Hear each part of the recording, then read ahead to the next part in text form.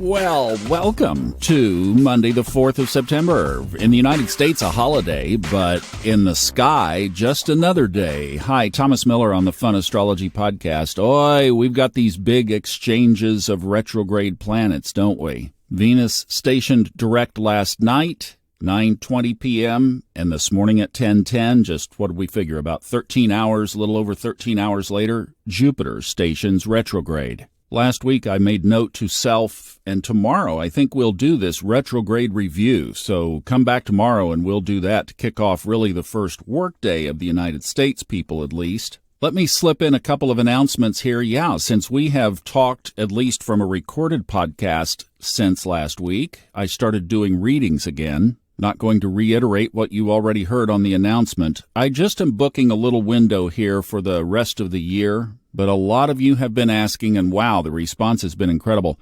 And yes, I launched it during Mercury retrograde, so there have been a little few glitches, and one of those is some have bought a reading but have not scheduled the reading. So if you don't mind doing that, just go back on the website, click on the box there of which reading you picked, and get that scheduled. I'd really appreciate it. You know, it's interesting starting things on Mercury retrograde. Thomas, why would you start doing readings on Mercury retrograde? Well, because number one, it fit for me and I had been promising it. And number two, it just was the time is, I mean, what am I going to do? Wait until February? I could, but I set some intentions before I did it. I have a friend whose car basically, it didn't completely die as in it's in the side of the road, but it needs massive repairs and they're going to choose not to repair it. Well, they're a suburbia couple. What do you do? I was like, is there any way you can wait 2 weeks? No, doesn't want to wait. The partner, the spouse, doesn't want to wait. Horary, schmorary. We need a car. And actually, the chart was saying wait, but it's like, okay, what do you do? Well, you disclaim yourself, and I said, this is on you. Like, good luck. If it turns into be, back in the shop, well, okay, don't say I didn't tell you so. But sometimes life happens and we have to do it. And they did. And they got exactly what they wanted. And I wish them very well in the success and outcome of their car. Set the intentions around it. In fact, remember this. This is a great point. The planets are reflectors. We are the creators. Somebody said the other day on YouTube, I think it was, that they appreciated that I mentioned that during the full moon, that it was reflecting that Virgo sun. We miscategorize the luminaries all the time, right? The moon is not a luminary. Well, it shines at night, but it's reflected light. We know that. I get concerned when I hear people over-attributing the events of their lives to the planets. The planets are symbols. They are reflectors. I am the creator. Step into that. Own it. And if you paid for a reading and haven't booked it yet, step into that too.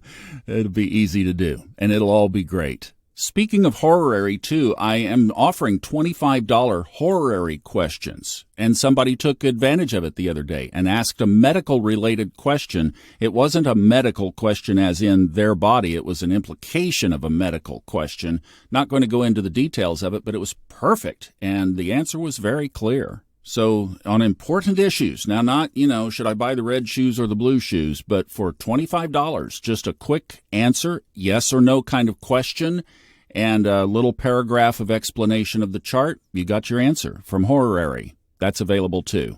Now, what happens when the two Benefics are standing still in the sky within 12 hours of each other? Of course, we're talking about Venus and Jupiter. So those of you who appreciate numerology and synchronous numbers, 10:10 this morning Eastern, we are back to 6 planets in retrograde as Jupiter slides into retrograde.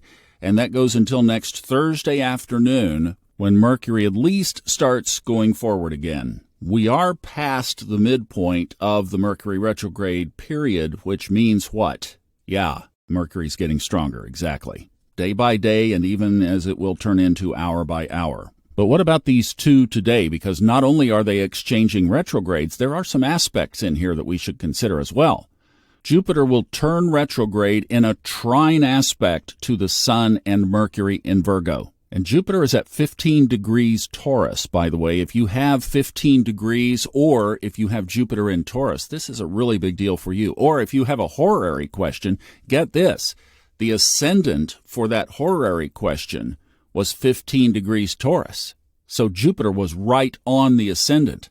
I mean, you don't even have to know about horary astrology to know that here's somebody asking a question. The querent is always in the first house, that you have Jupiter sitting right on your ascendant on the same degree. I mean, they were asking about an outcome of a situation. If I take this action, will I be successful? Was the nature of the question. Yeah, it was. It was. That was by the reading of the chart. And then you start looking around and you see Jupiter right on top of their head. Yeah. And this is this Jupiter retrograde natal chart. Remember, this is how it starts. So we're talking about a trine to the sun. That has a 4-degree orb. Mercury is the exact degree. Mercury's at 15 degrees. What about Mercury being in retrograde? How does that affect it? Well, if you're reviewing, repairing, reconsidering, reevaluating, doing all the rewords, pick your own, then it's great because it involves the moon, you, your soul, the sun, you're shining out.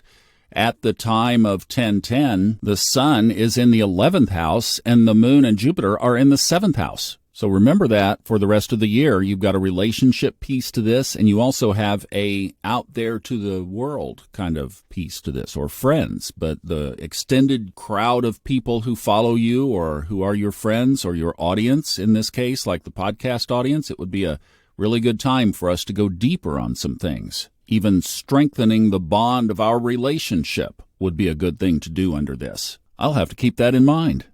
Then, where's Venus? Well, it's up in the 10th house. So see, there's that career thing. Okay, we're getting multiple signals here. And the 10th house, with the midheaven almost right on the cusp of the 10th house, is in Cancer. So we're talking about following your intuition, being guided by the moon, changing things up, being willing to don't get locked into one thing. There's a Mercury characteristic too, right? Be flexible, especially in related areas where you are trying to shine out to the world. In your job, career, maybe you're looking for a job. Don't stop looking. Throw it to the wall. Pitches to the universe. All based on your intuition. So these are the themes that are going to guide us. This Jupiter retrograde is a big deal. It's with us until the end of the year. And we really do have a lot of good symbolism around it. Just don't try to get big and expansive. Try to get internal and squared away. And it is going to be big when it goes back direct in January. Love you guys. Check out the readings. Would love to visit with you one-on-one. I'll see you back tomorrow.